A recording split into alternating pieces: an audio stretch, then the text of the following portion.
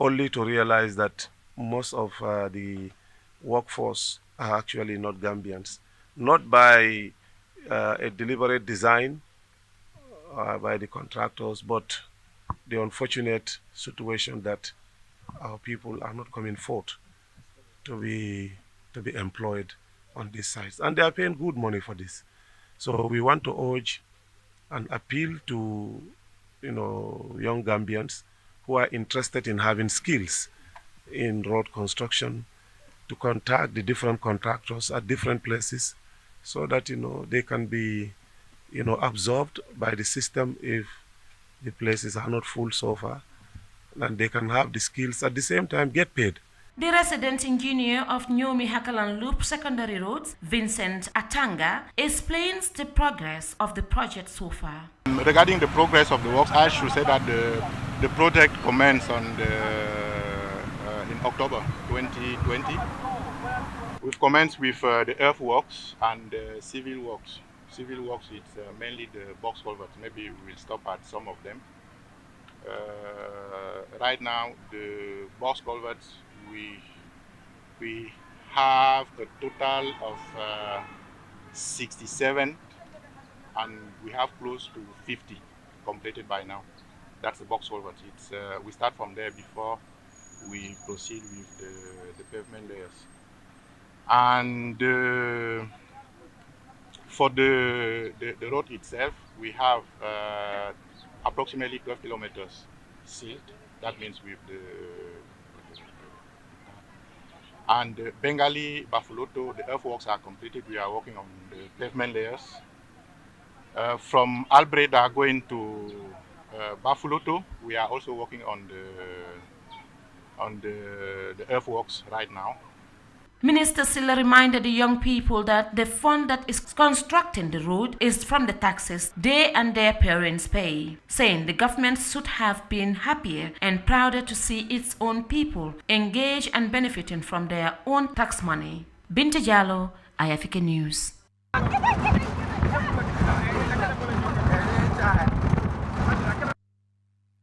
Ibrahim Asila, of course, going on a nationwide tour on projects and issues under his purview as the Minister of Works and Transport and Infrastructure. So he has been in the North Bank region and, of course, in the Hakaland Road to check on how far has the work gone and some of the challenges probably the contractors are faced with and other informations that he also went to know with regards to the project. So, and they have expressed some concerns, by the way, with regards to the human resource that the contractor need. Apparently,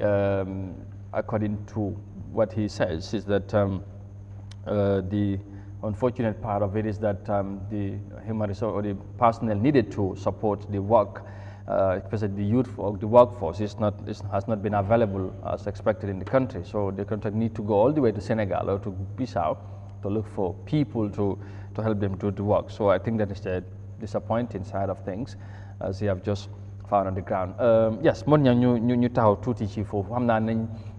dellusiwaat ci Ibrahima ci kanam waaye ci taxawaay bi nga xamante ne jël na ko buñ ko dénkee different ministry mu jàpp ne na am solo pour mu dem wër réew mi yëpp seet projets yi nga xamante ne ci la liggéey bi toll ak tamit lenn li nga xamante ne ci ay institution nekk ci ronam. mu doore ko ci port bi mu cross dem North Bank ba wóor daanaka réew mi yëpp yoon bi ni Hakaland foog naa ne yow buñ ko doon loon ci yaa ngi fa woon te tamit mu nekkoon li nga xamante ne mooy li am solo waa gox boobu rafetlu ko te ñu jàppoon ne yoon bi liggéey bi amaana liggéey bu gaaw la doon parce que nit ñi yàggoon nañoo joytu wala bugg am yoon bi mel ni ci gox boobu waaye tey nga gis liggéey bi fu mu toll daanaka sori na waaye dafa am ba fu mu toll liñ fes ci ministre bi lu mu dégg mooy daanaka liñ soxla ci ay nit bi war a tax liggéey bi war a bar gaaw amuñ ko te loolu nag foog naa lu ministre nee na loolu moom daanaka dafa xala doy waar su fekkee ne ndaw yi léegi ñoo jël liggéey amul te lii am lu mel ni ñu war a dem ba ay Sénégal wala Guinée Bissau di liggéeyante ay nit pour ñëw jàppale contracteur bi pour liggéey bi continuer loolu beneen mbir la jàngat bi ci li nga dégg ak li nga gisee projet bi fu mu toll ak initiative ministre bi mu indi. waaw Amadou dem bi am na solo. dina tax nga xam lu xew si ground bi. waaw wante comme ni ñu ko gaarale ni soo ko bàyyi xel dafa mel ni kon ministre bu fi nekkoon doon di bàyyi xel liggéey bi nu mu doon demee parce que ñu foofu leen waroon a yëgee ne ñii am nañ jafe-jafe pour am ñu leen liggéeyal soo ba mu jógee fi dem kii door a jóg di dem wër door a di yëg loolu dëgg-dëgg loolu am na ku bàyyiwut xel liggéeyam am na ku defutoon liggéeyam mun neen wax loolu bu fekkee ne ministre bi dafa am ñu ko dénkoon oo kum ko dénkoon ñooñu toppuñ doon liggéey bi pour gis ne liggéey bi li si war yëpp mu ngay dem te gis naa président Barrow moom si boppam mu nga xam ne moo sign projet bi ba pare moo sampo ministre jox ministre mu saytu ko jogoon neen fi yoon bu nga xam ne ni dem neen seet yoon yi yes dem kër ji bi jógee fa dem jimbala ba si booda bi dégg nga jógee fa ñëw jaar kër ji bi génnee si baati ñëw njaaw jógee fa ñëwaat ba xàkkalang duggaat xàkkalang bi génneewaat ko génnee si fële si Johnson Medina Baye Mass bi noonu leen duggee génnee xàkkalang kay so mu time boobu benn lu ñu nekkul fa mu ngi doon seet liggéey bi sayti kër ji bi boobu dara nekkul fa sayti Saalum bi jimbala ba Kawur dara nekkul fa woon ba si boore bi dara nekkul fa woon waaye keroog gis nañ ne wax nañ ne dara nekkul fa woon waaye bu ñu génnee président baa ngi fi ñëw gars yi indi nañ fa ay caterpillar door a commencé xoos xam nga moo tax fii dafa doy waar bu nga xam ne soo santaane liggéey ministre bi daf si war a topp président bi mu amul jot pour anytime moom mu dem di fóolo loolu waaye soo gisee ñu def ministre yow yaa war a jóg soo kii nag problème bi du démb la ko am dafa mel ni yàgg na fa balaa Ibrahima di ñëw mu ngi fa woon soo dafa mel ni kooku itam moom nekko doon toppatoo gars yi dum de waroon na xam loolu di saytu affaire yi te problème bi itam lan moo tax amul ndaw ñu ko liggéeyal si biir réew mi ndax si fay bi la wala naka la parce que ñoom tamit nag nga borom compagnie yi dañ dee def nit ñi itam jaam loolu mooy seen problème parce que si bridge yi gis nga ceeni si lu ñu fa doon def Gambien man amoon naa fa ku fa nekkoon ko xam ne dama ko xam daf doon joytu loolu ñu leen fi doon strict moo tax dañ war a indi ay loi ñu ñoo jox contract si ñuy liggéey ñu war si employé ay téeméeri ndaw dafa am condition yu leen war a tegal ndaw li nga xam ne si réew bi la dëkk lii nga war a liggéey moom time bi su passé li si teg da nga ko koo fay te amuloo raay liggéeyloo ko lu machine war a liggéey leen nit ki dem war a jël dat lifin foog ñu tegal ñu ñoo jox contract ay condition jox leen cër wan leen ne nag ndaw doomi réew mi ngeen a jël da ngeen leen a jox cër ku si ne nga jox ko ak yelleefam lu mu war a fay nga fay ko waaye boo ko liggéeyal overtime nga fay ko parce que loolu yëpp boo ko bàyyee ki nga xam ne moo ñëw moom dafa seet li ko feebar rek mu def ko because na gars yi fii dañ fulalul overtime ak that's the problème parce que ñooñu problème boobu leen doon am so saa yoo buggee complain ñu daxala condition yu ñi nga xam ne ñoo amee projet si condition yi ñoo tegal ñi jël liggéey dafa métti because daanaka jaam nga fa day nekk dañ la di jaam loolu because loolu feeñoon na si ñooñu seen interest la ñoo seet soo liggéey bu nga xam ne da nga ko war a liggéey si 1 week ñu bëgg nga liggéey ko si some days te ay nit nga doo machine so loolu tam dafay métti su ko nit ñi xamee dañoo daw so leen itam dinañ ko foog ñu ñaaxaat tam nit ñi dañu Gambie foog ñu ñaaxaat leen itam ñu jéem a sóobu si liggéey bi parce que réew mi kenn du jógee fen ñëw liggéey ko ku si ne nag boor bu nga ne da ngaa fexe pour liggéey si because tey lii si fekkee ne am na fay bu baax just ñoomi rek seen ndaw ñi ñëpp waroon nañu mën a am foofu xëy waaye itam lan mooy problème bi ba amuñ ko fa loolu tam lu jar a gëstu la ministre dafa ministre bi waroon naa liggéeyanti loolu tamit mu fesal ko fesal ko waaw comme ni mu fesalee am concern comme ni mu ko waxee daanaka dafa xala doon mbégteel ci moom tey ñu soxla ay nit wala ay ndaw tey ñu war a gunge contract bi ba liggéey bi nga xamante ne waa gox bi wala réew mi ñoom ñoo cee bénéfice moo gis ne loolu am na ci jafe-jafe te waroon ni ñu ko waxee noonu ñàkk waroon naa laaj ci ñooñu te lan leen jàpp ne lan moo waral loolu fay mi la wala condition liggéey yi moo waral loolu comme na ko waxee ñu jéem a xam. te loolu mën na ko am. because dafa foog bu demee si dëkk yi rek dina xam lan moo fa te yoon yi ñoo samp yëpp si réew mi dafa am solo yoon yi yëpp daanaka soo ko bàyyeel bii mooy first time depuis independent yoon yu bëri ñuy defaraat jimbala ba si booda bi kër ji bi ba génn si noonu. nga demaat fii Sanjaal bi sabax Sanjaal yoon boobu noonu. jam Bambali ñëwaat ba génn si ba Kunjeen yoonu is very important because lu mu lëkkale si ay dëkk dafa bari Hakalang bi tam lu mu lëkkale si ay dëkk dafa bari because ñoomi bi duggoon noonu dafa am dëkk yi te dañ yàgg sonn si yoon boobu dafa important depuis independent amul yoon soo ñu leen ko tabaxal soo kuñ dénk liggéey bi war nga di fa dem anytime di saytu liggéey bi kon dafa mel ni lii firnde ne cabinet bi fi nekkoon la nit ñi doon jaytu mu fa because problème bi is not today te tey dem na fekk fa problème mu nga xam ne nii ku fi jëwriñ ji fi newoon war na xam loolu ba pare saafara ko waaw definitely loolu am na solo su ko defee maam ban jàngat bi lan lay doon parce que tey buñ demee ba toll fi liggéey bi te tamit bul fàtte ne buñ defee li nga xamante ne mooy teg xeer bi ñu bari waxoon nañ yoon bi politique bi moom moo ci gën a fees farlu bu ci war a am du ci am te tamit ni ñu ko déggee woon sax amaana est-ce que dina teel a pare noonu waaye dafa mel ni loolu moom moo feeñ parce que liggéey bi fu mu toll des na te tamit lu ñuy xaar dafa mel ni waa gox bi gisaguñ ko liggéey bi mu ngi tàggatem ba demul dikkul fu mu toll ba pare contrat bu mu ngi wàcc ci jafe-jafe yu mu toll waxuñ ci xaalis waxuñ ci yeneen jumtukaay waaye ci human resource bi mooy nit ñi ñoom moo amul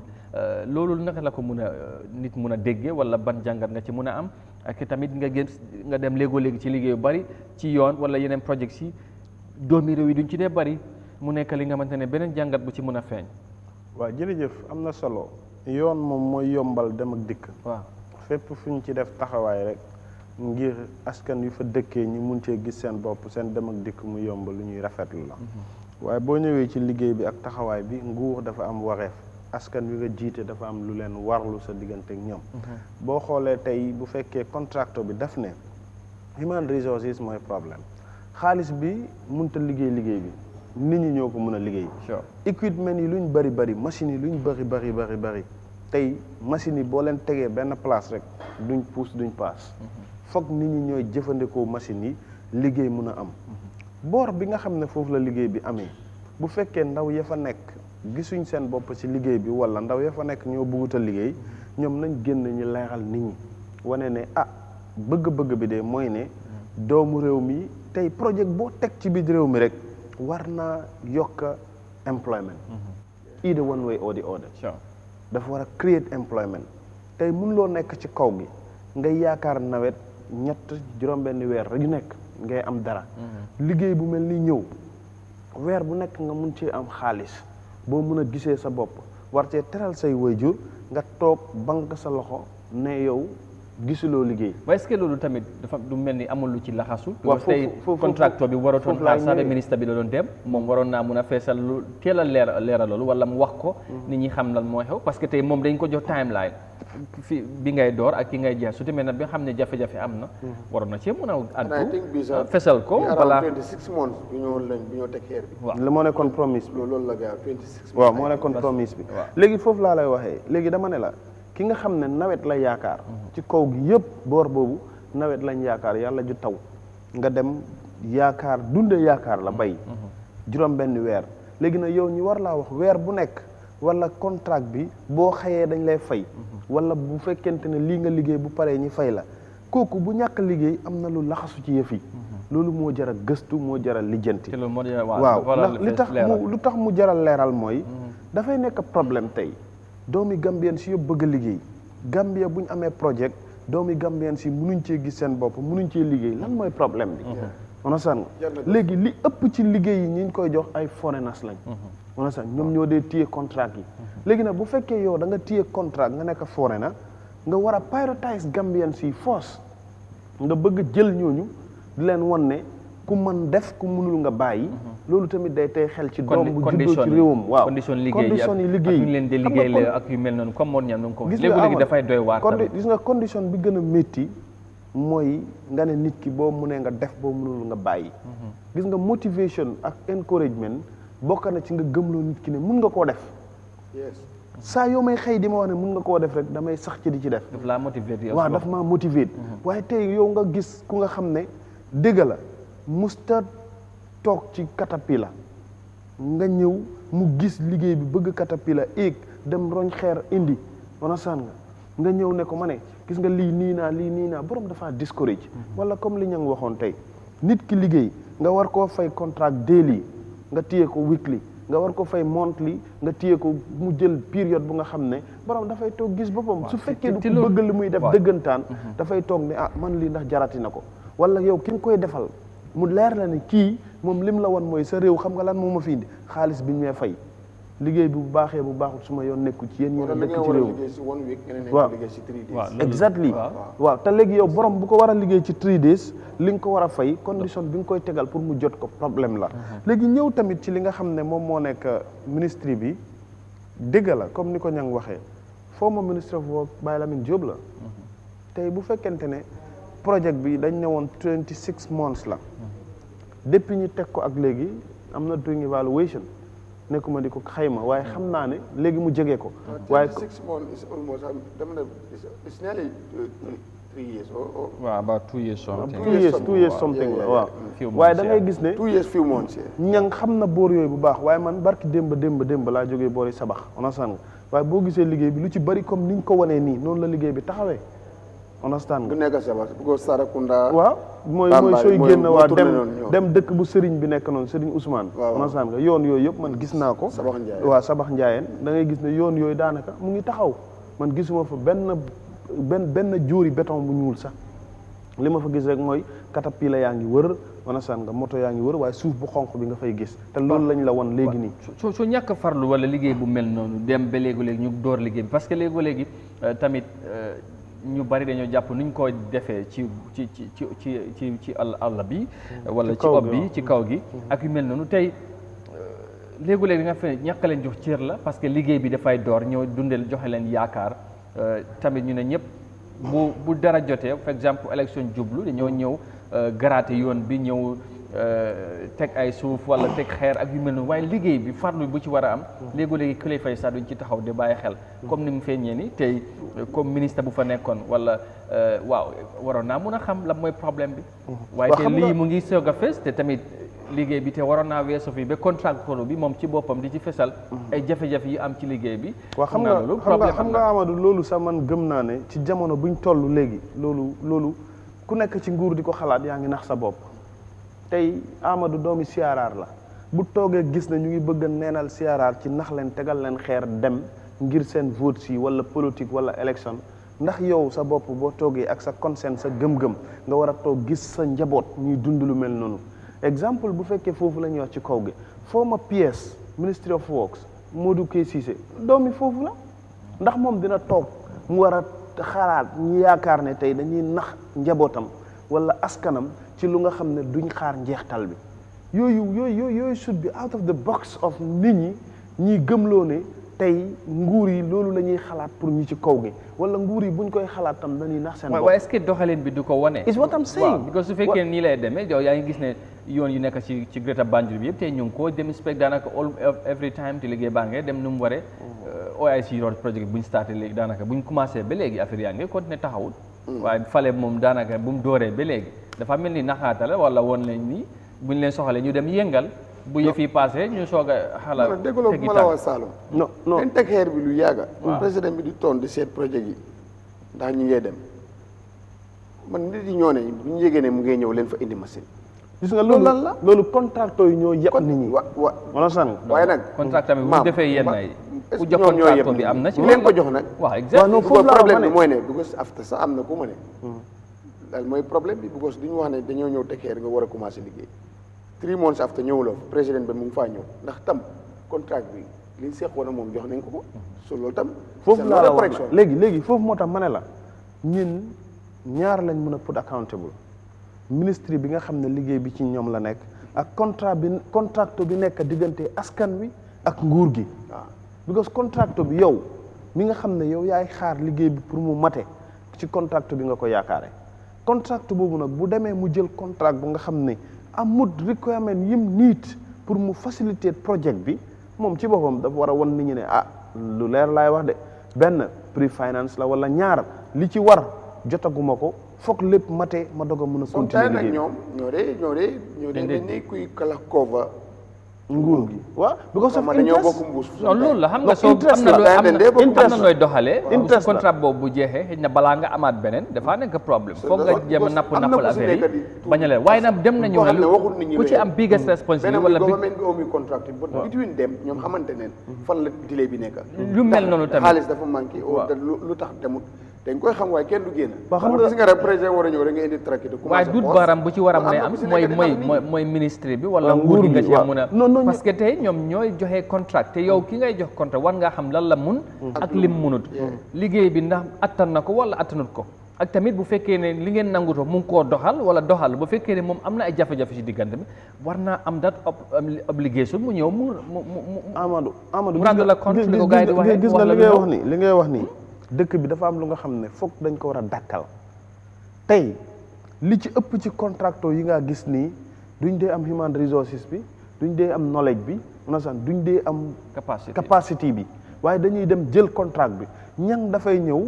xamante na ak Lamine understand nga Lamine moo nekk permanent secretary wala moo nekk project director bi understand nga mu ñëw jël ne ok léegi jox leen ma contract bi fekk ñang leer na ko ne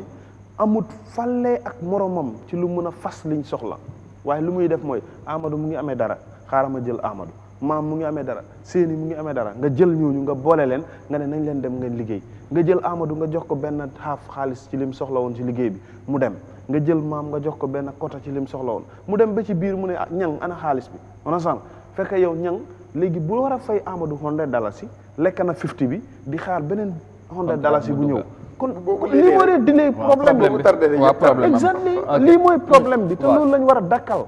acca lan lañ mën a xaar ci mel ni balaa ñoo move on comme Ibrahima Silla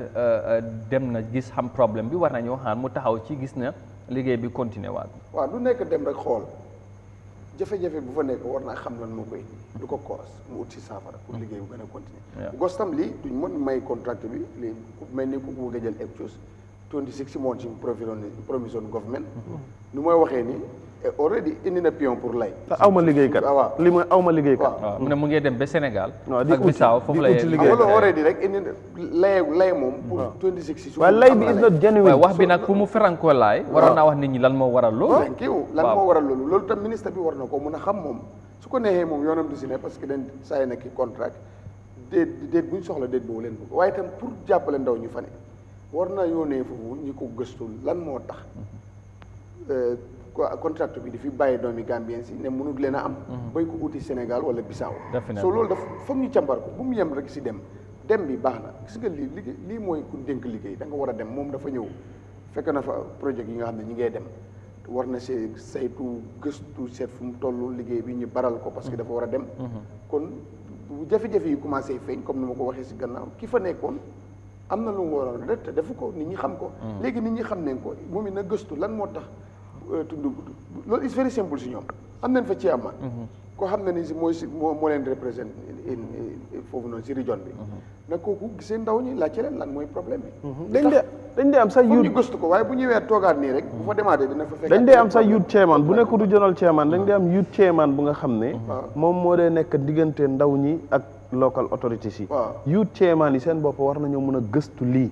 ci tuuma bi nga xam ne moom la project manager bi teg ci doom yi nekkee foofa noona ne ñoom ñoo pare wutal liggéey wala amuñ liggéeykat ba ñu koy uti ci biti loolu tuuma la ci luñ teg ci doomi réew mi foofu muy ñuy bëgg di adresse nit ñi bu ko dama xalaat dama ngay remember xëy na soldat rek nit ñi duñ benn ak civil du benn bu tay mu ñoo liggéey bundum yoon bi tay moo yang ko fa tudde moo nekkoon local government fa naan la si demoon na fa di ko visite kon lu sawoon la tegal kay contracté bi ni mu ko joytoo nii ne aw ma ñu ma ko liggéey ñoom it da nga ko jox ne leen time bu ñu soxla dañ bëggal yoon bi mu pare da nga koo wax ne ki mu dégg ko waaye surprise naa jos am naa lu ma bett te waxuloo ko ne kon ñun li nga wax ak ñun dañ bëgg mu lifin ko donc gis nga nu mu la jàmbatalee itam li ngeen nangutoo nag wax ko si mic mu dégg ko ne ko ne respectal lu ñu wax ak yow nga fexe mu am waaye soo ñëwee nga ne ko soo da nga am mbetteel su lu tax ndaw ñi nangu ñooy bëgg liggéey ba nga waaw mun na cee profité daal affaire yi gën a mën a yàgg waaw nu mu la ko waxee adressé ko noonu ko ministre bi continuité la te moom projet bi mu fa fekkoon dafa war a make sure ni affaire yi pare na fulfillment am loolu moo war a nekk ndamam fu mu nekk contract bi bu mu romb 26 months yi nga xam ne moom la ñu wax because moom tam mun nañ koo upload as a minister waaye nag ministre yëpp gis naa ñu ngi koy def waaye bu ñu am xelu jàpp départ ñëpp na bërét fa ñuy jeextalee balaa moo mot at ku ci nekk ci ñoom toog ci sa loolu lii moom nekkul lu bees waaw lii moom nekkul lu bees ñun xaaruñ lii sax ci ñoom because lii dañ ci la woon xawoon rek c'est a good move waaw but nekkul jommaluñu loolu laa wax du lu gule dañ ko fi daan gis lii wax ji mooy ne ndax dina continuer waaw famille la yoon bi dafa des still now dafa war a press contract bi mu gis ne liggéey bi àgg na si time bi ñu ko soxla ba pare qualité liggéey bi tam lu moo tax bàyyi xel la ñu check yoon dafa seer non xam nga lu tam wala loolu Amadou ministres yi are not interact with ñi ñoo liggéeyal te these are kind of gestures yu nga xam ne yaa ngi wane interactive of ñi ngaa liggéeyal léegi nag dafa war a continuer mën na am dañ commencé nañ ko te ñu ngi ko dégg gaañ ko jàmpat waaw because keroog yaa ngi si Korité bi yaa ngi dégg Kilifa Banjul ñu ngi koo wax ne ministre jegewuñ seen nit ñi nañ leen dee daw nit ñi soo dawee nag ki ngay saaf ñang wax na ko fi ñaata yoon ñang wax na ko fi transport léegi nañ ci ñëwaat ci mbir mi jeexul parce que mu demoon na tamit ci combo bi ak West Coast Brikama ak yooyu dem na ci marché bi nañ ñëwaat ci loolu su ko defee dañoo move on wax ci wàllu mbay mi ak agriculture because Africa Development Bank ñoom seen bopp daje nañ fale ci Accra Ghana pour waxtaan ñu seet naka la ñoo mun a doolele réewi Afrique yi ñu mun a soobu ci wàllu mbay mi mun a dundal seen bopp parce que dañ jàpp ne loolu rek moo ñu mun a génnee ci guuta buñ nekk wala ci jafe-jafe yi nga xam ne jamono ji réew yu bëri ci Afrique ñu ngi ci am jafe-jafe lu ñuy dundee ñu déglu la lañ fesal ci ndaje boobu banque bi la lañ yan yéene lañ yan pexe lañ bëgg a def pour gis ne taxaw nañ réew Afrique. Now let's move on and cross border now and head to Ghana because the Africa Development Bank Group had met in Ghana to craft out measures that could help tackle the imminent economic crisis on the African continent. Several African countries are currently facing rising inflation and food scarcity largely due to the COVID-19 pandemic and the Russia-Ukraine conflict. The leaders highlighted the need for the continent to explore the continent's agricultural potentials to feed its people. Here's more details of that in this report. Many countries in Africa are going through a tough time dealing with rising inflation, severe droughts and food shortages. The situation has worsened due to a cut in supply of grains, including wheat, maize and soybeans as a result of the Russia-Ukraine conflict. Leaders of the African Development Bank Group met in Accra to discuss ways of tackling the imminent food crisis that the continent faces. The African Economic Outlook report released by the African Development Bank says the continent's economic growth may reduce from the 6.9% recorded last year to 4.1% this year, while the pandemic and the Russia-Ukraine conflict persist. Currently, we see that in addition to that 30 million Africans that was pushed into extreme poverty because of COVID-19, up to 2 million will also slide into poverty in 2020-2022. Climate change has also been linked to Africa's food shortage. The African Development Bank says it will provide a $1.5 billion grant to farmers across Africa to help them grow more food. We all agreed it is time to support Africa to produce its food. It is time to have food sovereignty in Africa. Food aid cannot feed Africa. Africa does not need bowls in hand. Africa needs seeds in the ground and mechanical harvesters to harvest bountiful food produced locally. 20 million smallholder farmers across Africa are expected to benefit from the African Emergency Food Production Facility from the African Development Bank. The farmers will also be given certified seeds and access to agricultural fertilizers to help them boost food production. It is hoped that about 38 million tons of food will be produced by the end of the 2-year program. Ghana's President Nana Akufo-Addo believes that more still needs to be done to boost Africa's economic growth. In addition to the pressing food, fuel, and fiscal challenges, we still have to ensure that, 1, the remaining 85% of the continent's population are vaccinated against COVID-19. 2, the remaining 60% of health facilities on the continent are connected to a reliable source of electricity. 3, the teeming youth, who are over 60% of our population, are better educated and equipped for the job market. The African Economic Outlook report has also urged governments in Africa to step up their COVID-19 vaccination drive. It says the continent's economic recovery could be boosted when infections are reduced drastically. African Development Bank, of course, group met in Ghana to discuss about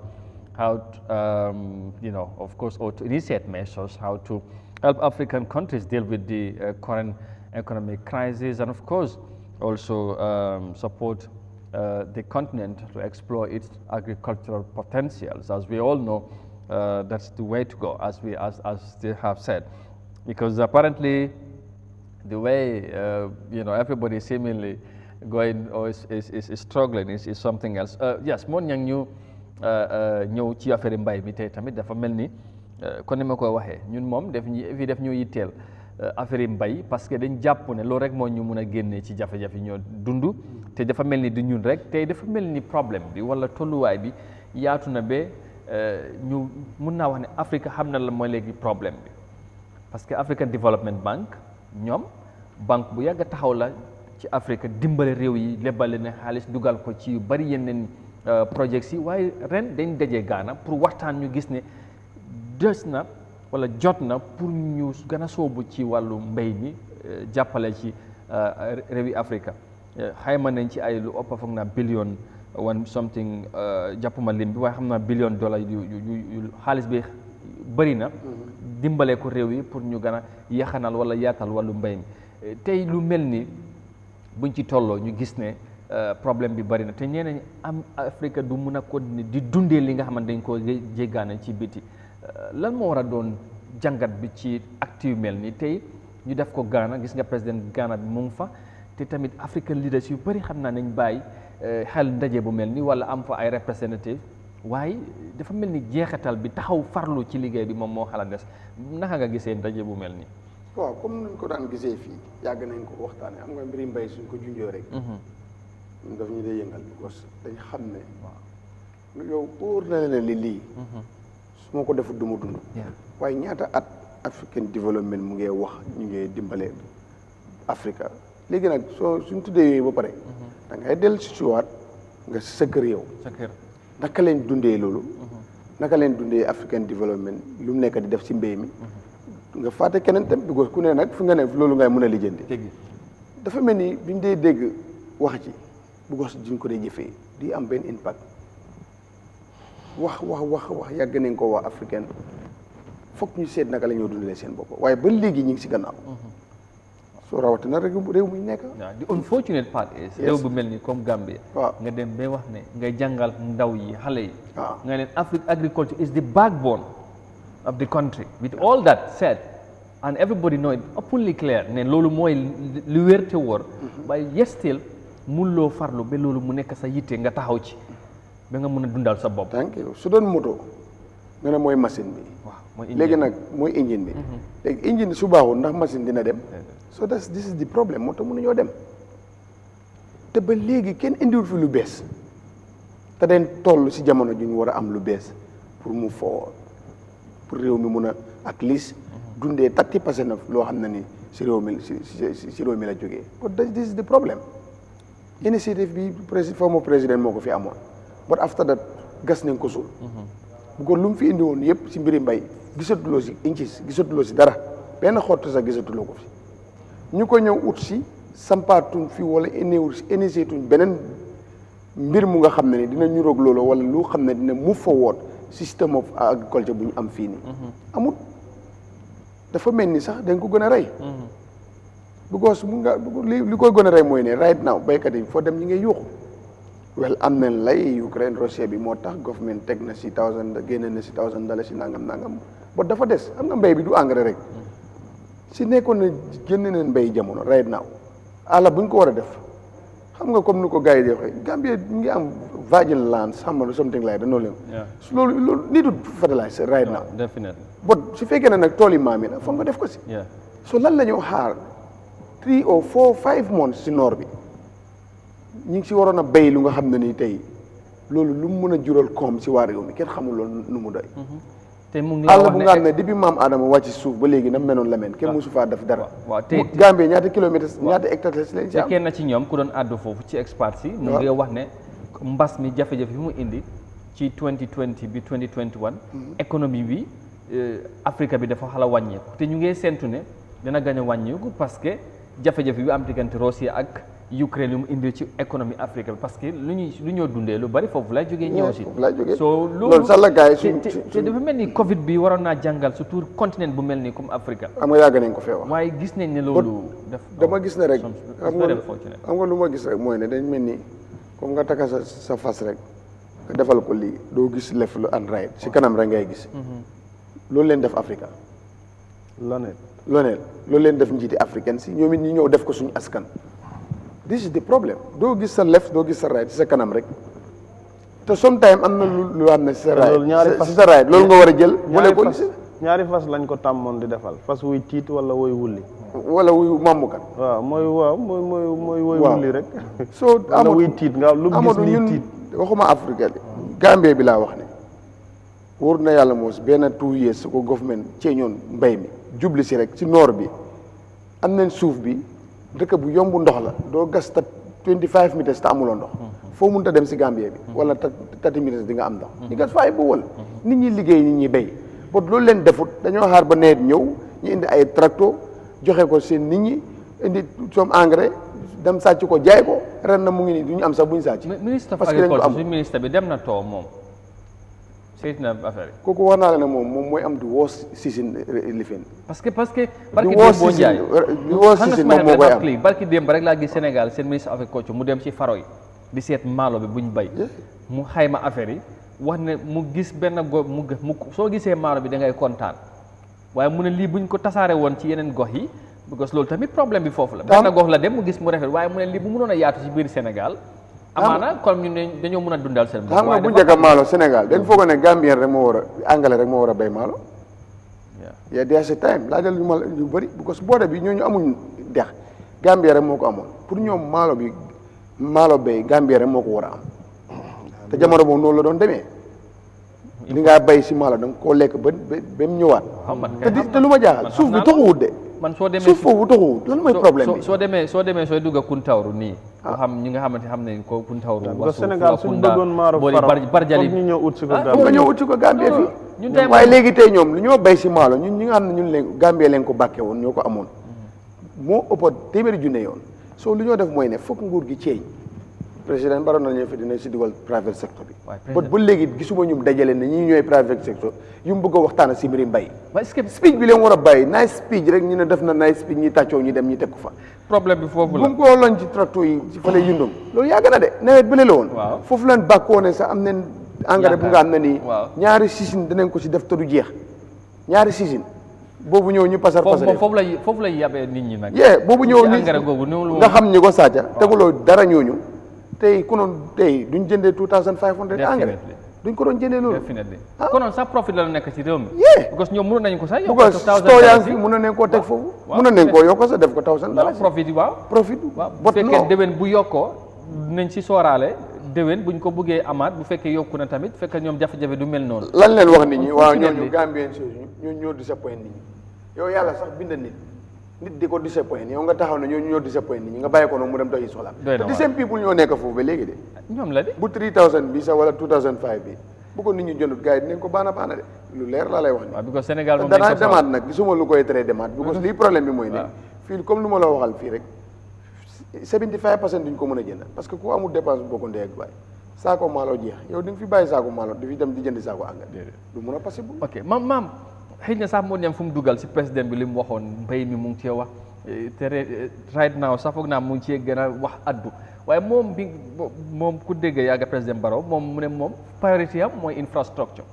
tabax léegi nag fu ñu toll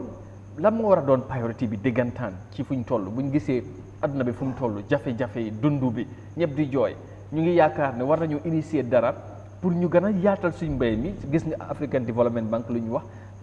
buggan ñoo dimbale réew yi tey nag loolu tamit beneen mbir la waaye ban jàngat nga indi force nga mën a indi ci initier ci façon daje yu mel ni ak ñun suñ contexte réew mi ci fuñ toll ci wàllu mbay. waaw jërëjëf man dama upload African Development Bank. because man dëgga African Development Bank moo ma gënal ECOWAS ak EU. African Development Bank private bank la. bu nga xam ne li ko tax a jóg mooy. naka la koom-koomu Afrique di yaxane dafa uute ak ñi nga xam ne nag ñun ñoo leen fal ñi jiite ñi nekk ay doomu Afrique ñi teg suñ bët ak suñ yaakaar yëpp ci ñoom ñi dajee ci ay so-called union ak ay so-called organisation ne ñin lañ fa teewal ba pare duñ def dara lu ñuy firndeel ne bëgg nañ ñoo woon suñ ëllëg pour ñu moom suñ bopp benn ci wàllu dund waaye maam di on fu dëgguma la sa nga baal ma waaye gis nga xaalis bu ñëw wax nii yëpp tamit ak ñii African Development Bank seen xalaat yi lu ñu mën a rafet du mën a am benn impact te jaaruñ ci ñoon ñi ngay wax. foofu laa la waxee. te alal bi yëpp si ñoon la ñu jël. moo tax ma ne la ñii dañ leen war a delloo impact bu mu war a am jeexinal bi ci nit ñi doo ko gis. is what I was saying. ñii dañ leen war a delloo njukkal. because ñii tey ñoom ñang dinañ xalaat ne Afrique de xayma xaalis bii war na leen a yóbbu fii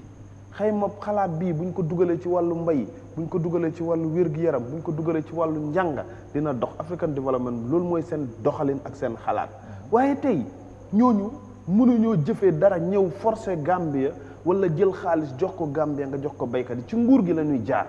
nguur googu kan moo ko jiite président bi am na ñu bokkal Afrique benn ñu ne African Union ñoom ñu ne Afrique moo leen tax a jóg pour ñu nekk benn mënuñoo nekk benn ci ay xalaat wala ay bind ay bataaxal yu nga xam ne wax ko ci kaddu neex na te kenn du ko jëfee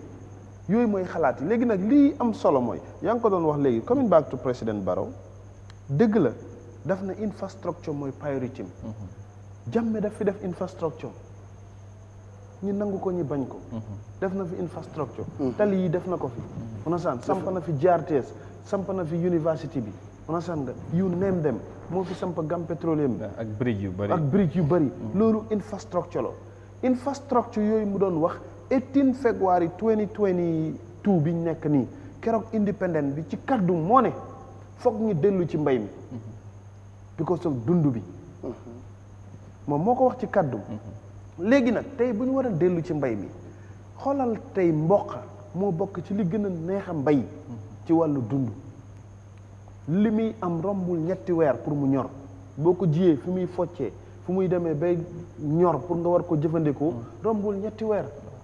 waaye réew mi ñan ñoo ko fii bay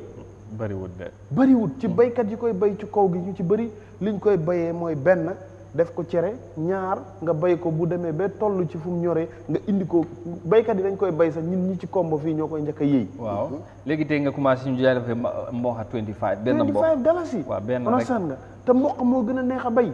nga ñëw ci maalo jaaral nii rek yoon bi yoon bi dama si garde indien bi rek man démb gis naa man lan moo tax mënuñoo am tool yi mel ni yu bëri démb gis naa fu ñu teg mboq démb gis naa fu ñu teg mboq mu ñuy jaay mboq mu tooy xet non mboq moom ak gerte li tey mën nga ko am si réew mi exactly waa léegi nag te li ci ëpp ñang loola daanaka dañ koy jëggaan di ko indi di ko fi jaay moo tax mu seer dogumal dama laajte benn mu ngay jaay fruit beneen façon xaal boobu noonu ak beneen xaal mooy bu weex ngeen dee jëlee bi ma Sénégal bu weex bi ma ne ko su naka la foofu mel mu ne ma da ngaa xool ba sa bër raw tool bi Abdoulaye Wade moo fa indi xaal boobu Rosso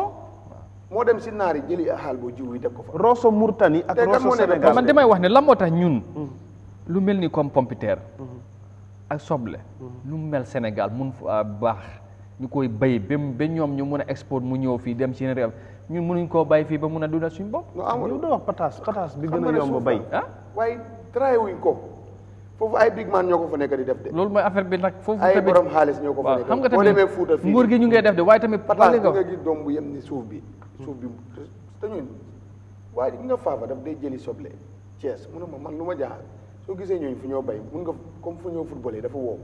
waaye xoolal soble bi yëpp foofu la jógee kon léegi nii boobu jeex na conteneur la day wàcce ci ay conteneur liñoŋ la day jógee Sénégal ñoom mu wàcce ko te wax na ma nañ ko faa bayee ay sénégalais ay indien waaye nag mënuñ ko def fii kon li problème bi mooy ne nguur gi ak borom xaalis yi ñoo si dugul ñun ñoo leen gën suuf te maam yéen a ngi wax ne su baalal ma ne yéen a ngi wax naan ay tabax gis nga saako neen du tabax du taxaw te gis nga bu dund su amul kuy tabax sax bu lekkul du mun a tabax du tabax ku defar brique bu lekkul du mun a defar brique ak luñ fu mun ta def te nit ki koy def wérul lekkul loolu du taxaw te tabax yi neen rek du dem soo moo tax dund bi dañ si war a jublu ubbi si ay projet ba pare mu ñaax dem gisi borom xaalis yi ay ñoom tafak yii sax dañ si war a dugg si mbay bi right now bañ a ba bàyyi du nekkee benn side rek ñoom businessman yu mag yi ci biir réew mi ñoom ne leen invest leen si mbay waaye nguur mooy garanti ñu dugg ci mbay mi waaye nguur koy garanti dama laay oo waaye du mu mën a toog joxe speech rek indi neen private dafa créer damay tànn nit ñi mu oo leen ñëw gis nga dafa créer jar na sax mu dem ooy ku nekk Sénégal xaw ma Cheikh Omar xaw ma na ko kaay invest fi yow tam seen waa ji Modou Lamine Mané lan la waxoon Modou Lamine Mané di same thing waaye yow defu loolu joxe speech rek moo doy da nga war a jël action oo nit ñi teg leen benn bis ñu seetaan news ñu ne li loolu mooy mu forward. joxe speech rek mu definitely. depuis ñu joxe ko speech bi yundum ba léegi loo fi gis. ana tracteur yooyu. xanaa statement yu es rek. dafa doy pour ñu ceeñ ko rek foog li ngay wax scénario bi dafa ceeñ léegi comme ñang mu ngi ko doon wax tey boo xoolee ñin ak li ñu doon xale Amadou around 99 ba early 2000 da ngay gis ne ñi nga xam ne ñu ngi am ay mbokk yu nga xam ne daanaka booda bi Sénégal ak Gambia benn la gis nga ñi dëkkee ci faro bi boori Gambia understand nga Saare Bojo ba président Adama Barrow fu mu dëkk Mankamang ba nga àgg Basse gis nga boo doon dem di seeti sa ñi nekk Sénégal da nga leen yóbbaaleel Maaro Faro waaw Maaro Faro bi laa doon wax ñi amoon cuura problème la bu baax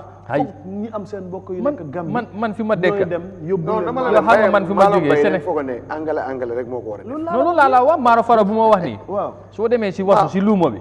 gars yi yu ñuy ñëw si luuma bi jógee Sénégal ñëw jënd ko dañ ko ñëw jënd yóbbu comme li nga wax ne cuura ak yu mel noonu because cuura ñun tamit fu ñu nekk loolu laa la wax moo gën a nekk maalo boobu laa doon laaj sa système bi dem ba si bitig bi saako bi na seere mu ne ma boobu dafa seer maam yàggul li nga wax yàggul man 97 dama fi jógee dem Njaaw su ma dégg maam dem fa noor ñëw ni ku nekk rek lu ñu am loolu leen lay fay man dama doon jël fay maalo balaa ma ñëw saako mbaam yi dama ko sol ba mu fees ak ganaar ak yooyu noonu du ko su ma mbokki tukulóor yooyu leen am duñu am xaalis danga ma ñeneen ñi sax dañ ma doon fay ay si rexi ganaar ay ëmb si saako kaama maalo waaw mooy li fi te terewu man am naa si koo xam ne nii kër bu ñu dend doon kooku ay néeg la doon sol maalo tool suma tool yi maam la dee bay leeva ay saako kaw putu putu yal na ko yàlla yërëm ay saako li fi ne li ma ci gën a jaaxal léegi foofu man fu ma bëgg a daanelee ci foofu rek tey loola démb ñi ko doon def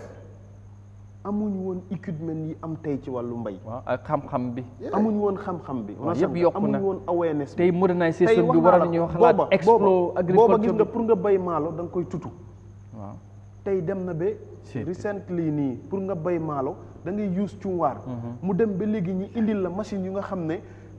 essence ngay use. générateur lay nekk nga mun a ji. waaye mbay mi ba tey mu gën a sooxe ak créatif dafa am solo. loolu nag sañ-sañ moo koy def. waaye tey am ñam. démb rek maa ngi seet masi yooyu Sénégal. am ki ma wax ne waaye lii nekkul pour baykat yu nga xamante ne yu néew doole yi. waaye baa doole ak yooyu. lii dafa ma ne ko ne lii tey because ko soo gisee booy bi ko defar. booy bi baykat la waaye dafa mel ni nu mu ko defaree sax nga xam ne kii ko xarañ la.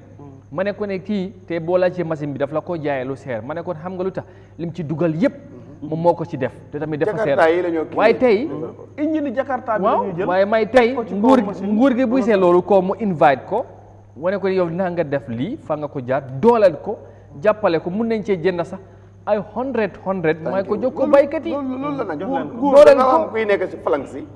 di xool xereñteef yi nga xam ne say ndaw yi dëkk ñu ngi koo seet ministre bu nekk jéem a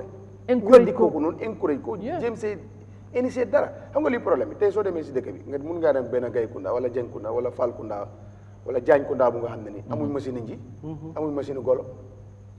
déjà c'est time dama dem Brikama governor meeting ay more than 100 machine cunwaar yi US pour time bu jaamee demee mu fa ma delluwaat fa gisuloo fa benn te dégguloo fuñ ko waxee cunwaar lu seer ngay gis noonu te am na tey béykat bu nga ne tey bi yàlla ji ba seebee nii foog mu xaar Ablaye Diagne dem ji ba pare ñëw door ko ngontal mu jeex te kooku dafa nii support pour nga dimbale ko si mu ngi noonu dafa nii support pour nga dimbale ko si lifin si benn machine golo bu moo xottee xëy na mbaam rek la am amul machine soo kooku rek su mu leewulu mbay pramadi mbay la moom jekkuwul soo ñu bëgg a léegi lu ñoo dundee ñu bëgg a yem si loolu affaire la de soo du mun a sotti de foog ñu cee incha allah ñun nañ ci continuer di wax comme ñu ngi soobu ci nawet bi nguuri Gambie foog ñu jéem a defarwaat taxaw ci mbay mi gën cee farlu businessman yu mag ñi nekk ci réew mi ñu gunge leen ñu ñemeloo leen inspire leen pour ñu dugg ci agricole explore the potential su fi nekk because réew mi war nañ ci gën a yaatal one way business waaye loolu moo ci nekk pour xaalis yëpp dem leen si real estate si tabax kër te ñu si bëri ay baykat leen tabax gaay dellu invest si mbay ñoom jawara yi nii xam nga gaaj leen waaw def waaye nag ñu dem dugal invest si mbay war nañ ko de ak ñeneen ñu nga xam ne ñu am alal ji fii waaye nag duñ béy waaye tabax rek waaw léegi ñu àddu ci nañ ci ñëwaat incha allah ñu continuer gannaaw loolu wax ci leneen dellusiwaat ci ministre bu transport Ibrahima Silla ci tournée wala visite bi xamante ne mu ngi ko def ci projet institution yi nekk ci réewam def na ko ci Congo bi ba ci Brikama ñu déglu bu mu demee Brikama nag dem na ci marché bi fekk marché bi nag ci anam bu doy waar waaye nañ ko gisandoor xam naa dem ba ñu seetaan news bi gis nañ ko waaye nañ ko xool den su ko defee ñu def ci taxaw seetlu tuuti balaa ñoo tàggatoo. Now let's move on because the Transport, Works and Infrastructure Minister is continuing his countrywide inspection tour of institutions under his purview with his latest visit to Barton Harding Highway and the Brikama Market. Now, Minister Ibrahim Asila tour is being conducted to provide him with the first-hand information on how the projects under his ministry are implemented. Jalo has the details in this report.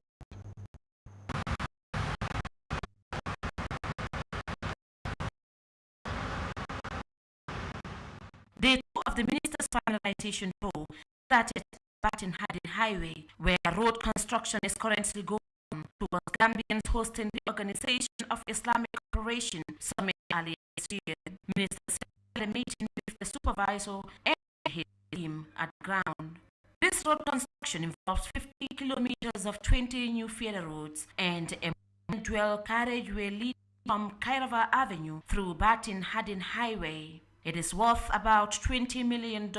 and was initially planned for 14 months for completion, but due to some delay, it is now expected to exceed the completion time frame. The minister's next stop was at the construction of the presidential lounge at the Banjul International Airport, which is currently going and is at 45% progress. This project, unlike many others, is expected to be completed in a bit ahead of time and ensure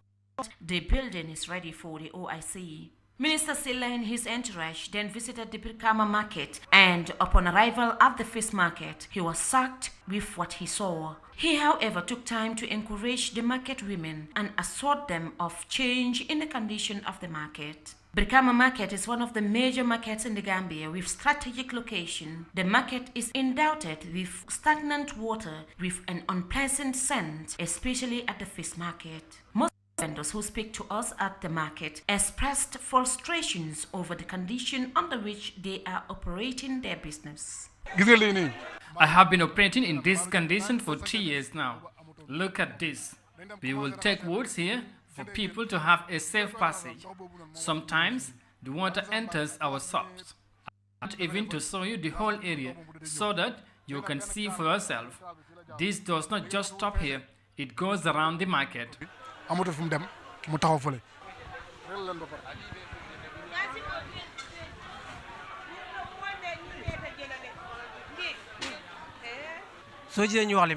We are complaining because we are tired, and the people responsible are our leaders here. Last year, we had East from here to the but there is a blockage here, and we asked them to help us remove it so that the water can have a smooth passage. During the Jame days, they used to clean the place, but since the new president took over, they stopped, and this is what caused the problem. Waste collection is a concern to the fish vendors because the market is relying on the Brikama Area Council for the collection of waste. And if the council is not available, the waste will be accumulated, which can cause contamination of fish. Minister Silla said even though the market does not fall under his sector, he will do everything possible to make sure the situation is averted. The famous, or shall I say the infamous Brikama Fish Market, where we found a very unfortunate situation of serious waterlogging of the sewage system that is pouring into the adjacent shops. We're concerned about this as a ministry, even though this is not the special area of the Ministry of Works, Transport and Infrastructure, but we think it necessary to partner with the relevant ministries and agencies of the government to see what we can do as a matter of policy to come up with a solution. And we have agreed that on the 26th of this month, which is Thursday, the NRA will dispatch a team of engineers to work with the governor's office, the Brikama Area Council, and the market committee to have a first indication of what actually is the problem.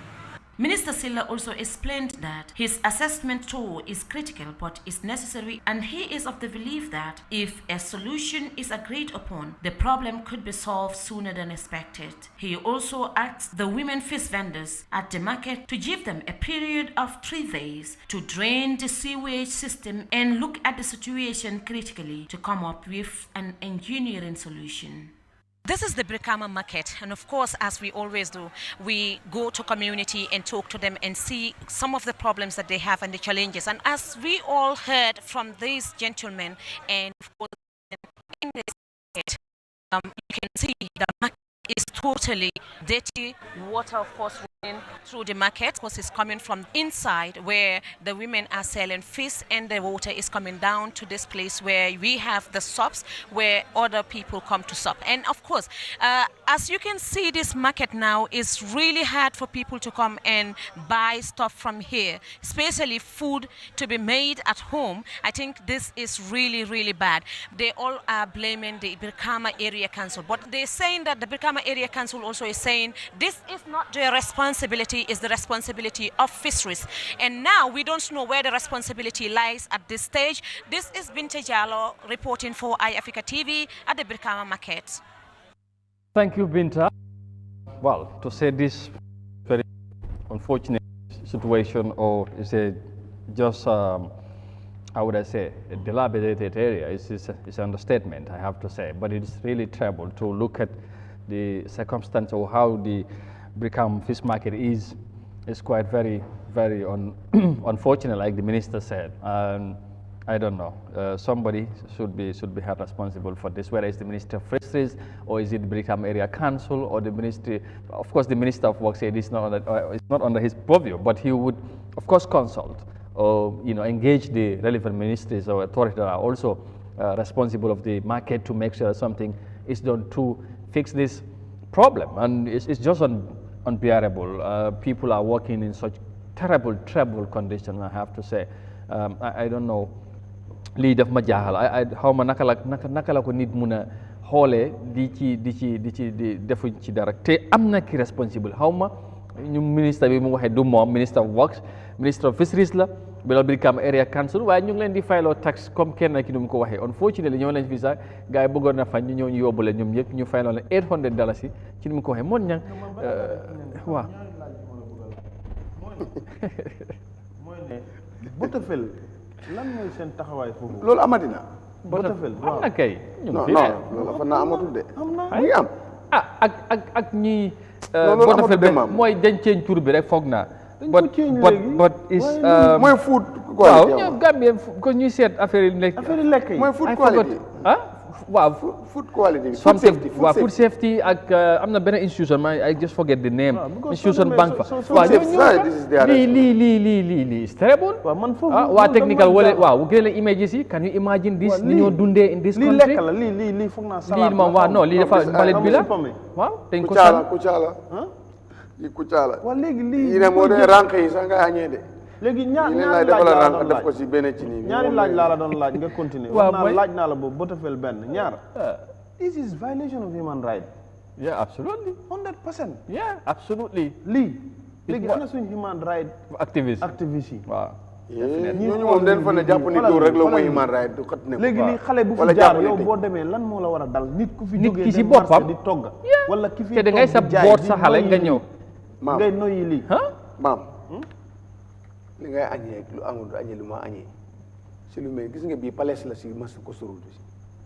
li ngeen a coow nii. de man xam naa bii palace la foofu palace maa ngi yow ñu dafa mel ni yaa ngi dugg biir State House si mar boo demee marché. loo bëgg a wax. man suma yaram baa ngi boobu mën a bon nen dam ko surul te boobu yëpp si bi on the Brikama Area Council xam nga lu gën a doy waar mooy ne soo waxee ñu ne it's not our own ba pare ñu ngi faa fayee ko lensin duties every day léegi xaalis boobu mënuñ ko faa delloo ñoom ñu liggéey ko. lii moom Brikama Area Council moom xam nga Brikama Area Council moom gis nga si bunte bi foofu leen waroon a dale rek di leem rek dem sànni ji couleur dara defuñ ko fi si lu correct. subhanallah marché yi ñoo wax ne it's not their responsibility duñ fayeeku juuti di def lu ne di fayeeku lensin te si seen kees bi lay dugg te delloowuñ fa dara this is the problem and lii moo am and gis nga bii nii ngay gis and sadly they use these people ñi gën lañoo use yéen bii dafa set de bii mu ngi set de wax naa la bii palace la boo demee ko surut non moon ñan lii kenn ko fa mën a gaañ ok dinaa ànd ak caméra yi ñu dem ko surut ñu indi leen ko ngeen xool da ngeen xam ne palace la foofu ñang lii dafa ëpp am telling you non gis naa marché Costa Road ba pare xeeñ bi mun naa rey nit nga xet bi yéen xamu leen lu yow sax dama sirifo lii moom dem leen Costa Road ngeen xool non waaye tey lii kan moo déggantaan because Ibrahima Silla dem na fa waaye mu ne moom it's not under his ministry moom responsible waaye ministry of fisheries lii marché jën bi la Brikama waaye area council léegi kan moo nekk di fayloo ñii kan juuti bu ñu wala tax ci ñan lañ koo fayee juuti bi area council man dama seet waaye tax area council waaye léegi tax bi is ministry bi because Amadou duñ dem jël ñii de Amadou foofu man dama seetaan Sirifo Sonko ñu ngi ko doon interview benn bés mu ngi ciy wax waaye man ay tig ne dafa am yenn yu nga xam ne nit ki bu ko sax da ngay daw responsibility comme moom moo nekk chairman bi Ministry of Fisheries buñ defut seen liggéey na taxaw mu wan publicly nit ñi ne Ministry of Fisheries lii seen responsibility la pour ñu def lii ak maa ngi ñëw waaw maa ngi ñëw ñang xaaral wala foofu laa yam ma ne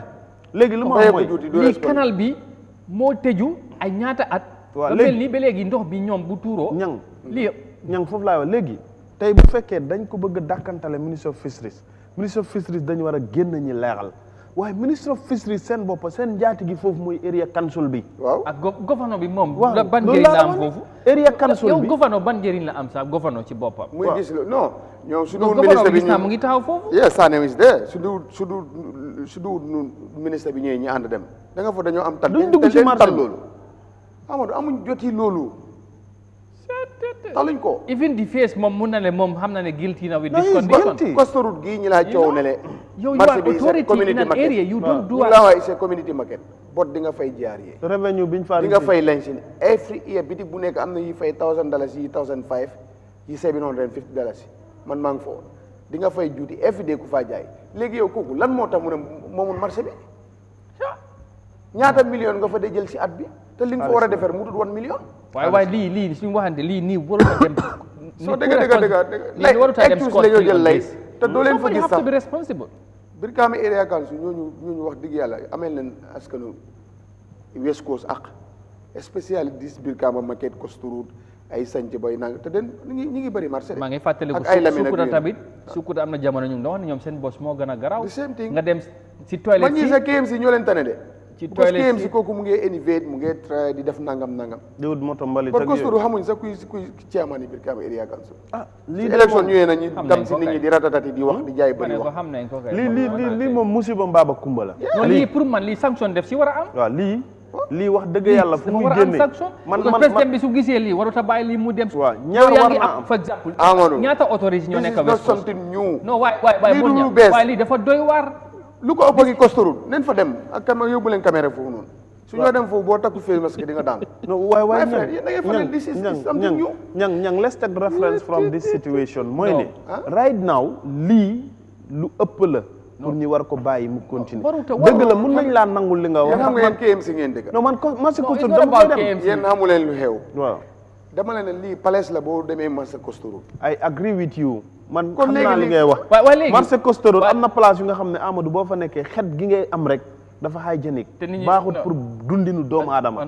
waaw is on hygienique because nit ki warut koo noyyi nga dëkk foofu di am feeling boobu every day yow boo feebaree soo moytu suñ la cegee yow waxuma la feebar bi ñuy seet si yow dama bëgg ñu seet dara waaw léegi yow Brikama par exemple ñaata autorité ñoom ñoo fa nekk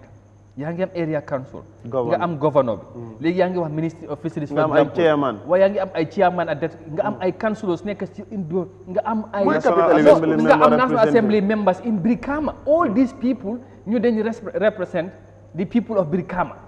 they are working or living in such a devastating conditions every day kenn mënu cee def dara look at this yow nit yow ban façon block lii ñaata lii even yow mun ngaa wax ne 200,000 mun naa régler problème bi wala but you don't need millions for this but and you want to make sure. non man de ñi fay liggéey ñoom man ndax man exemple ñang amul ku si fayut leen si ñu teg ci bitig lu laa wax te dañ day fayeku leen si ñu wëraat jot na nag nit ñi tamit ñu dañ day amee ray de wëraat gis nga bu ñu wëree noonu karnaat la ñu amee ñoo xeexal la mooy problème bi wëraat bi mooy ne suñu wëraat dafa sérieux suñu wëraat pour fayeku leen si ray de la gars yi amee karnaat la ñu amee suñ ñëwee gis ne joxoon nañ la invoice waaye fayloo dañoo teg si bitig bi xam nga moon ña loolu tamit foofu nga baal teg ñu koot oo nga fay non foofu léegi mun neen àgg nit ñi si tëj la yóbbu la koot si ñàkk a fay non foofu waaye duñ la defaral fi ngay non loolu foofu problème bi mooy xam nga tamit maa ngi seet Sénégal gis naa benn marché bu xaroon na mel ni nit ñi tamit dañ neexu da xeexal gis nga yi condition yi mel nii waa marché bi ñoom ñoo war a booloo ñu bugg a seen boppa wax leen ñoom duñ fayat benn taxe boo ko fi defee amarama wala du kenn rek soo ko fi defee coow li mooy yokk parent moo ñëw sànni leen fëti yàgga seen liggéey yàqu non te boo xamee ne ni yow boo jaayu marché doo añ nga muñ rek non waaye mun ña war naa si yàlla buñ toogoon na fay caaman bir kaama yi réaction dégg ko léegi mu kool piyaay yi non lii ñu ñu buñ taxawee si ba piyaay yi ñëw sànni fa tiyagas xoolal ki waroon a jaay ba basaabam ba ngoon mu dem dugg marché mu ne seet yooyu de pour man da ngay def ni nga au media bi mu ñëw ñu génnee ko lii tey lii bu media bi demutoon lii léegi li ma gëm rek mooy tey gis nga ñi fa nekk bu ñu amee seen fullay bopp te xam nga dafa am yi nga xam ne lu jara seetaat la tey ñang dëgg la nit loo bëgg uut njëriñ nag la nga fekkee loolu la fi wax njëriñ moom la nga fekkee gis nga lii tey fii ku fi dox nga jóge fi feebar bu la mën sa sa waaru na waaw mu ngi yéemu so this is why ñu nekk si kanam te mu war a génn xam lu askan bi di jànkuwante ngay gis lii parce que kii tey bu dajee naataango ministre bi dina ko wax ne dëgg li ma fa gis rafetul waaw te leer na ma ne li la caméra sax xam naa ne duñ de am time sax li la caméra won nii li la caméra won nii li mu bàyyee ëpp ñoom Binta ak ministre bi nga xam ne ñoo nekkoon ci ground bi lañ fa dunda moo gën a yéemu ñin li ñuy xool ni ci suñ bët on san waxkat bi daf ne ko ne soo paree parce que daf ko kii daf ko transcribe bu ne ko ne buñ paree du fii rek naa la yóbbu ma wóor loola daf ko ne dafa doon yóbbu mu dem mu gisal boppam mu foofu mel maam marché bi yëpp man dinaa jël Binta man ma yóbbu ko kosturu gis nga dangaa gis fu ñoo jaayee jël sax yi ngaa gis ñuy poj yéen dama leen ne bii place la kosturu yéen xamu leen lu xew lu ma leen a wax yéen bii soo ko dugaloon biir kosturu place leen koo def am teleen yu man ne maa ko ñemee salte lool juddoo ci ay nag yaroo ci non loolu du tilim maam waa déglu rek dama lay wax waaw juddoo ci ay nag yaroo ci yàlla ji day taw nga dem di dox ci ay waaw waaye déglu dama lay waaye lii wax dëgg yàlla Amadou man fii li ay waasintóor yi gën waaw fii mënu ma fa man moom mënu ma faa dem wax dëgg yàlla lii moom bu desoon ci tey ma war a dem rek ne fii laay xëy pour ut toog di xaar nit ñi njër na si man ma toog maam yàlla bu la yàlla natoo loolu rek yàlla bu la yàlla natoo sa xëy ne fi yow yàlla bu la ko yàlla natoo waaye am na ñu faa yendu boobu suba everyday ñu ngi fa yàlla bu la yàlla natoo loolu maam si marché bi leen nekkoon xam naa lu fa nekkoon waay xam nga lu tax ma wax la loolu mooy noonu ñaanal yàlla bu mu la ko nattoo sa xëy ne foofu ifin bu la ko yàlla nattoo dama ne ñi ngi ko séqal mu leer leen ne kii tey yaakaaram yëpp fii la nekk te yow am na lu la war ci moom te defoo ko sa yaram war naa daw mooy benn autorité yi ñu wax tey yow nga xam ne da ngay xëy ñëw nga gis nit ki fi mu toog pour nga egsi si moom da ngay tëb ay jéego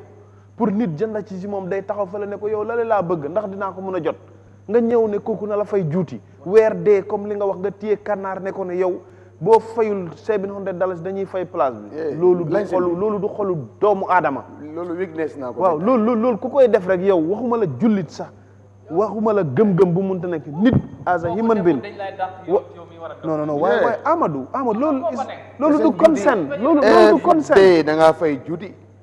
fay lensin fay jaaree soo leen waxee ñu ne boobu community market la ñun moom mun si dara léegi nen bàyyi nit ñi fayeeku mu leen a fayeeku community bi fayeeku xaalis boobu ñu defaree ko ñan ñooy community bi au lieu ñoom community ñu ne ñoom moom market bi loolu la area council boo demee loolu la lay ñun moomuñ mënu amuñ fa benn ñooñu lan la ñuy def in return area council bi area council lan la ñoo defaatul marché bi tur rek la fa waaye ñoom loolu la ñoo layee loolu la layee marché fii yow ñuy jaay fii nii da nga foog ñan la ñoo fay du ministre of non fisheries xam nga ministre of fisheries mun nañoo ñëw defar marché bi fisheries is on the ministry of fisheries waaye Brikama area council the land belongs to jaay the si ron baar bi da council ngaa fay juuti loolu laa la wax nii juuti boobu demul si kees yi ministre léegi ma ne foofu moo tax ma ne la si council bi lu tax amuñ fa am 60% dañ ko war a delloo ci nit ñi. si nit ñi is what I'm saying Amadou ministry of fisheries seen responsibility la ñu def fa marché bu nga xam ne pour jën la waaye marché bi responsibility area council la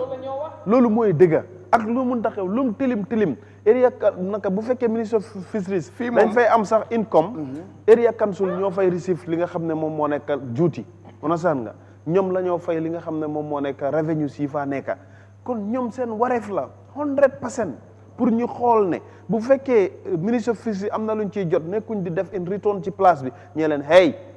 place bii nag bu bonee ñin la bu baaxee ñin ñoo ko bokk comme président Barrow li mu wax keroog ne réew mi lépp lu fi baax ñëpp ñoo koy bokk waaye lépp lu fi bon moom la ñuy joxañ baaraamu tuuma kon tey lépp lu bon ci biir Brikama understand nga council bi la ñuy joxañ baaraamu tuuma responsibility council bi la pour ñoom ñi taxaw ci lii ñi gis ne lii waruñoo wane image bii sax ñu ne am na ku jiite gox bi definitely ba pare responsibility Nema Ward Council Wellingara Olyundum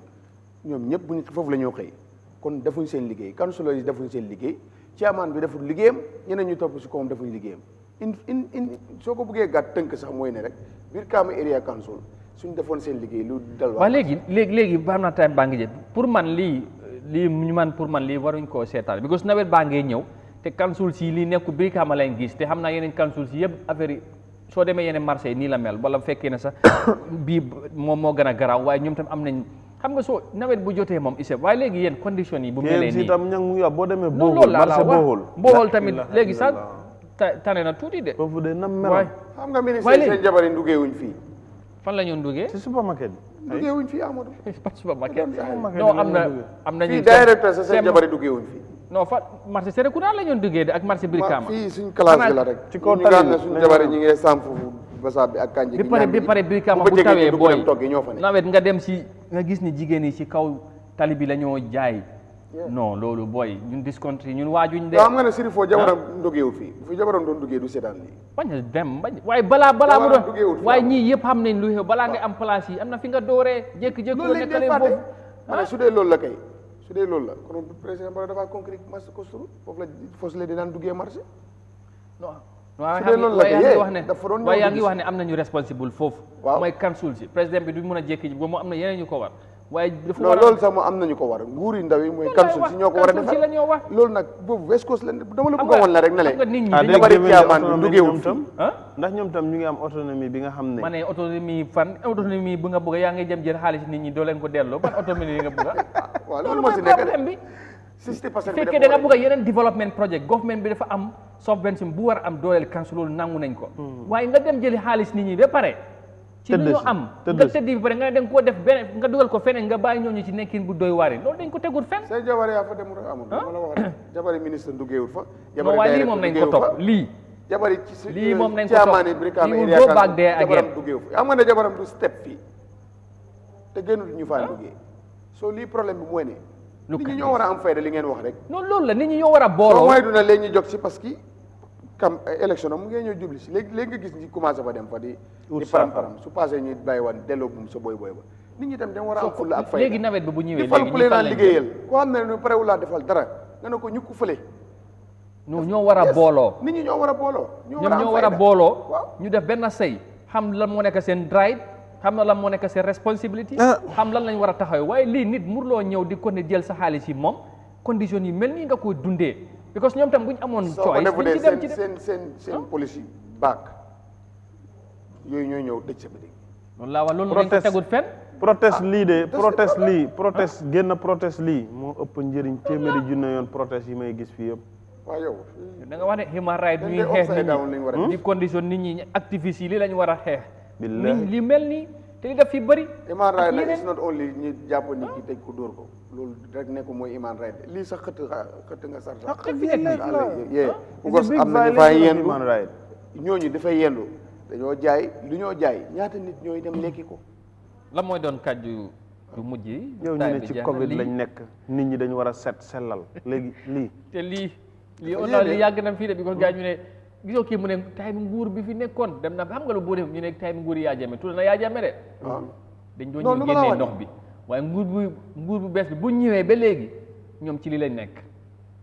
du suma kaddu de moom moo ko wax te looloo ngi dem si juróom-ñaari at léegi gis nga lu ma laa wax nii yéen lii dafa nekk lu bees si yéen man gisuma lu ma mosut a gis fii lu ko gën a woos laa dee gis moo tax ma ne leen marché bi nu mel yow tamit moom loolu de da nga war a génn loolu da nga war yu mel nii moom dañ ko war a lu ma si mun caméra nga def gi caméra ñaata fata ji si marché Costorou mu fi fees de waa ca ba suba jën bu nga war a sa jabar jën bu ñu la war a toggale ëllëg si ronam muy poj ak ay sax si ron fridge bi demal Costorou ñu bul teyal xel nit ñi acca ba suba dafa yéeme de bul teyal xel na yàlla gën a yokk sutura gi rek waaye yéeme na de di yéeme comme de xam naa leen fii moom nawet bu ñëwee dafay gën a doy waar kon lii bii moom non bii fan naa nawet bii la de wala du ndaxi nawet bii nii lii soo dégloo wax bi mu ngi wax ne ñun lii xam naa ne ba pare bii nañ ci ñëwaat de bii nañ ko topp fii moom ba affaire bu ñu réglé wul situation bi in 1 week time you'll go back there again see because ministre mu ngi wax ne on the 26 gars yi war nañ faa def inspect yooyu dafa yomba 26 June déedéet this month xaw ma 26 mu ne dañu war a dem stakeholders yi daje fa inspect seet ban immediate action lañu war a jël today is on the 31st waaw loolu la am na loolu romb na léegi moon ñam ba suba waaw ba suba yéeme na de yéeme na trop réew mi daal comme nii rek ñoo def waaw waaye doy na waada waaye neen bàyyi xel askan bi waaw te xam ne kenn ku ne fu nga ne rek askan bi moo tax nga ne fa askan bi ñoo dee fal ñoo dee folli fi nga ne ngir yàlla fexeel nga jubal bàyyi xel askan wu la fa teg dafa def dee am solo bu baax a baax te ñu bàyyi it's not our responsibility si loo xam ne ni yow bët bu si téeméer bu nga ko fa war a am yaa ngi ko fa war a amee waaye juróom benn fukki bi wala 60 bi delloo ko fa rek even is not your responsibility waaye yow téeméer bi foog nga ko jëlal 60 bi nga delloo leen ko nga jël fotti bi yóbbu ko sa biir soo loolu leen war a bàyyi xel waaye lu ma leen xamal mooy ne lii marché yi bëri nii leen mel even KMC sax mun naa am ñàkkul marché donte la ñoom ñu ngee traye waaye mun naa am sax am na yu mel nii waaye lu ma leer ba leer mooy ne daal bii nu mel bu Costorou bi moo ko gën a garaaw te ku ko weddi dinaa dem yóbbu fa caméra indi la ko waaw defal ñu loolu waaw defal ñu loolu maam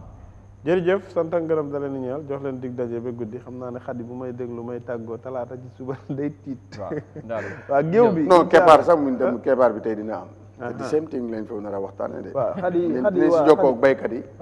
yoo xam ne ñu ngi si gox yi kool leen fan leen tolloog mbiri engrais bi tam waaw juróom-ñetti waxtu ci guddi rek dinañ dellu si seen jotaay géew bi waxtaanee tolluwaay lamb as we promote and pro Gambian wrestling thank you peace and love jërëjëf mu ngi noonu gërëm ko maam ji bi bu baax a baax ak Modou Mohamed Ñam ñoom ñëpp ngeen xaar leen ci kanam tuuti fii ay kanam Modou ñan dellusiwaat war a waxtaan leneen ci réew mi ci mbay mi kon ni mu ko waxee ci guddi incha allah ngeen ànd ak maam ci waxtaani lamb géew gi aada ak cosaan dundal ko day am solo waaye réew mi daal gis ngeen nekkin bi foofu ci Brikama waaye Modou Ñam mu ngi ñoo wax ne lu nekk Costa Road moom moo gën a doy waar te nañ ci ñëw feeñal loolu tamit xëy na dañoo dem ci yeneen béréb ci yeneen marché yi ñu feeñal nekkin nit ñi foofu ak seen kaddu ñu déggee ko waxtaanee ko parce que nawet baa ngee ñëw te xam naa li dana gën a doy waar gërëm leen sant leen beneen yoon ci taamu bi waaye ci safoo bi incha allah suba bu ci yàlla àndee ñu dellusiwaat ci midweek edition Good Morning Africa yem ak benn fan ci weeri juin incha allah fii ak booba ñaan na leen kenn du leen jàmm di leen wax jërë ngeen jëfati beneen yoon ci gunge gi ba suba incha allah bye bye